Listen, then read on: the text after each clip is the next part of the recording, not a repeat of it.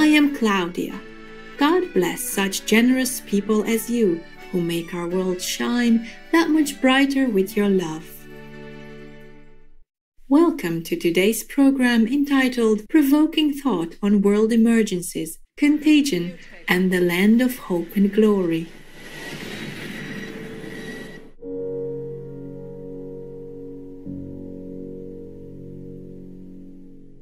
The 2011 drama Contagion begins with Beth coming back to the US from a business trip in Hong Kong. She's not feeling well, but thinks it must be due to jet lag. 2 days later, her husband Mitch has to rush her into the hospital. It was a groundbreaking ceremony for a new factory. Did she mention seeing anyone who was sick? Anyone on a plane at the airport? No, she said she was jet-lagged. The average person touches their face 3 to 5 times every waking minute. In between, we're touching doorknobs, water fountains, and each other. Beth. Mom? No, go up to your room, honey. So we have a virus with no treatment protocol and no vaccine at this time. You had a seizure this morning, Beth. She had a history of seizures and allergies. As of last night, there were 32 cases. Unfortunately, she did die. Right. I said, can I go talk to her? Mr. Amoff, your wife is dead. What are you talking about? Okay. What happened to her? What happened to her? Upon returning home from the hospital, Mitch finds that his stepson, Clark, has also passed away, just like his mother. Clark? The new lethal airborne virus ends many people's lives and spreads to various countries in the world in just a few days. In the US, the Center for Disease Control and Prevention, CDC, sends Dr. Mears to Minneapolis. As she attempts to trace the transmission of the outbreak back to Beth, she also negotiates with local bureaucrats to organize temporary hospitals that can be built quickly for the growing number of patients. Epidemiologist Dr. Orantes from the World Health Organization, WHO, goes to Hong Kong. Working together with local public health officials, they finally identify Beth as the index case. Watch this. It's transmission, so we just need to know which direction. On day 1, there were 2 people, and then 4, and then 16. In 3 months, it's 1 billion. That's where we're headed. They're calling out the National Guard. They're moving the president underground. It will tip over. The truth is being kept from the world. Cook your samples, destroy everything. The CDC determines that the virus contains genetic material from pig and bat-borne viruses. They project that 1 in 12 of the world population will be infected, with a 25 to 30% mortality rate. Scientists and researchers work day and night to find a vaccine. Quarantine orders are given and people begin to panic. Tension builds as people search for food and medical supplies. In order to save time and lives, Dr. Hextall tests a possible vaccine on herself.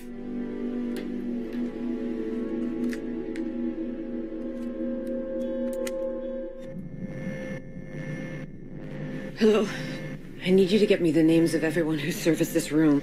It's an emergency. You can't panic now. I know. I'm going to get you home. I got people too, Dr. Cheever. We all do. Don't talk to anyone. Don't touch anyone. Stay away from other people. It's mutated.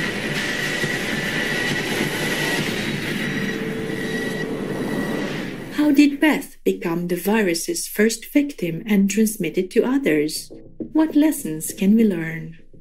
Telling a both riveting and cautionary tale, Contagion was critically acclaimed and was also well received by scientists for its accuracy.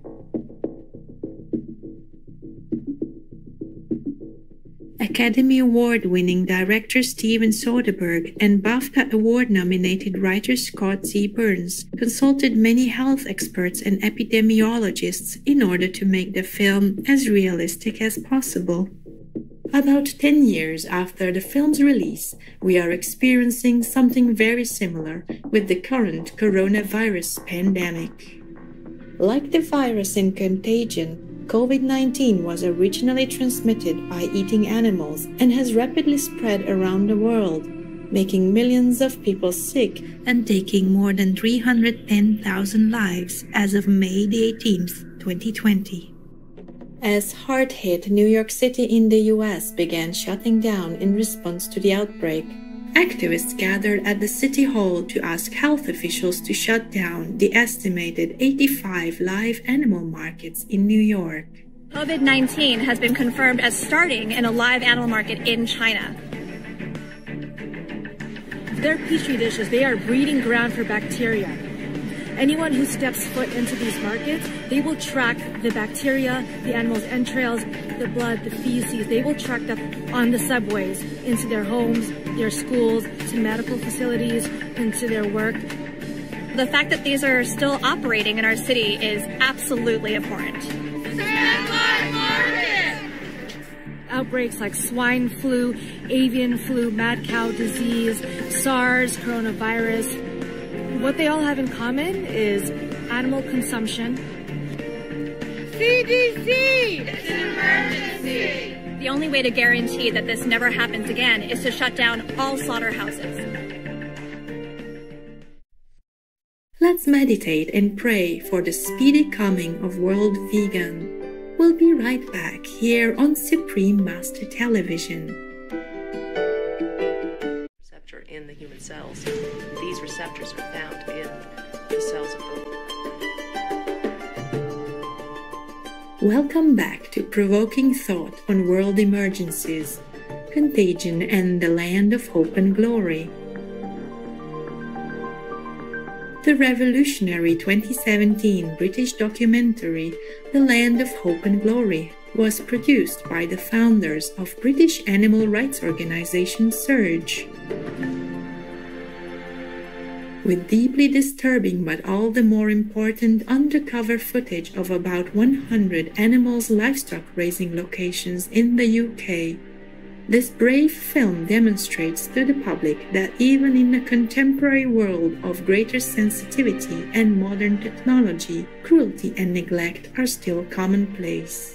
When we think of UK farming, we imagine picturesque rolling hills of lush greenery and serenity, inhabited by peaceful, content farm animals roaming freely amongst the landscape.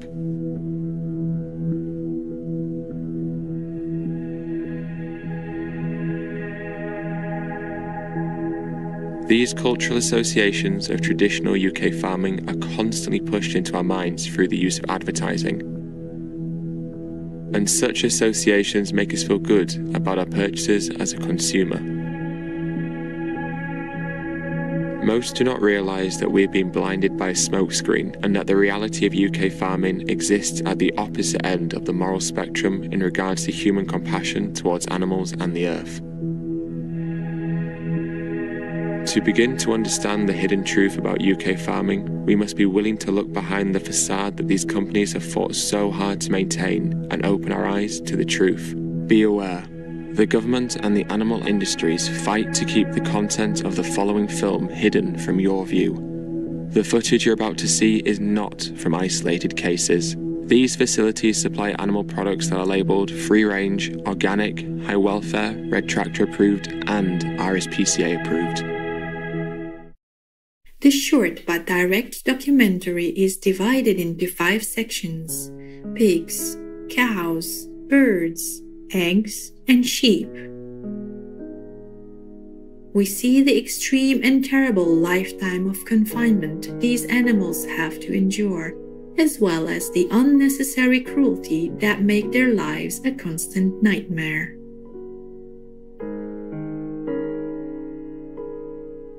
Only 3% of UK pigs spend their lives outdoors. Most of them are confined to less than 1 square meter, 10 square feet of space each. The majority of the female breeding pigs are kept in farrowing crates every time they give birth for up to 5 weeks. The crates are so small that the sows can't even turn around. The little piglets only stay with their mother for 3 to 4 weeks. Then the farmers mutilate these gentle baby animals without anesthetic or painkillers.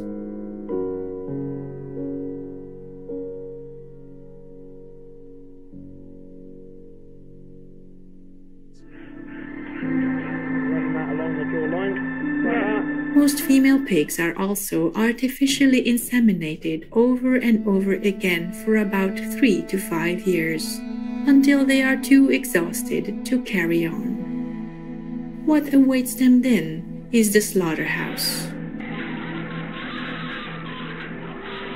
Cows, chickens, sheep, and goats suffer in equally painful and inhumane ways. Dairy cows have been forcibly impregnated continuously to produce up to 10 times more milk than they would naturally. About 150,000 of them are slaughtered, some even while pregnant. The calves who survive are taken away from their mothers right after their birth within the first 3 days.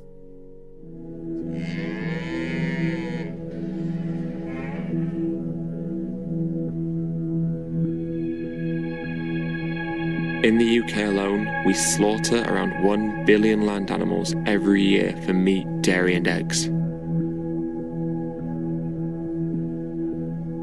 Like us, these animals embody the mystery and wonder of consciousness. Like us, they are not only in the world, they are aware of it. Like us, they are the psychological centers of a life that is uniquely their own.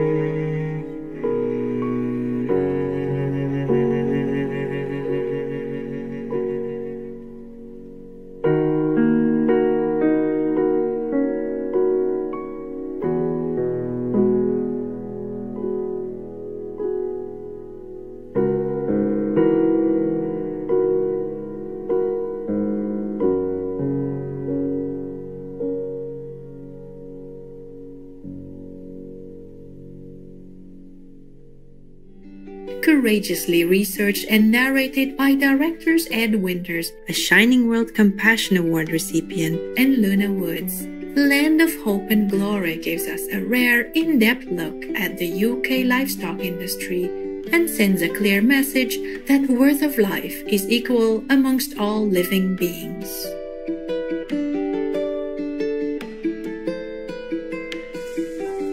Land of Hope and Glory may be viewed for free online at landofhopeandglory.org. No animal use is acceptable.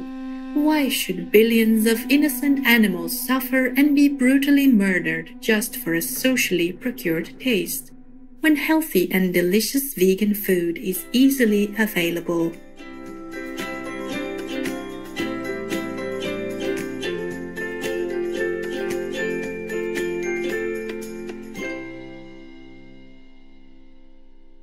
Contagion and The Land of Hope and Glory are two eye-opening films that encourage us to reflect on what is happening right now all over the world and what we can do about it. May we all strive to reduce the suffering that so many people and animals are facing by adopting the more compassionate, health-inducing vegan lifestyle.